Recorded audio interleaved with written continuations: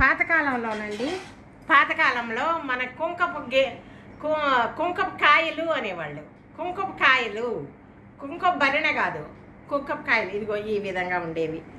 ఈ విధంగా ఇదిగో పాతది చూపించండి. ఇది కుంకపు కాయ అంటే ఇదిగో ఇట్లా కాయలాగా ఉండేది అన్నట్లు. చూడండి, ఒక కాయలాగా ఉంది, చూసారా?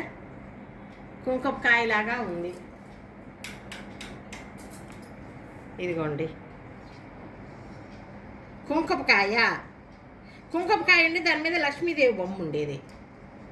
కుంకపు భరిణ అంటేనేమో ఇదిగోనండి, ఇది కూడా పాతకాలందే, గుమ్మడికాయ అనేవాళ్ళు. ఇది గుమ్మడికాయ, కుంకప భరిణ. ఇదేమో పాతకాలంది, పాతకాలంది కుంకపు కాయ అనేవాళ్ళు అన్నట్లు. ఇది పాత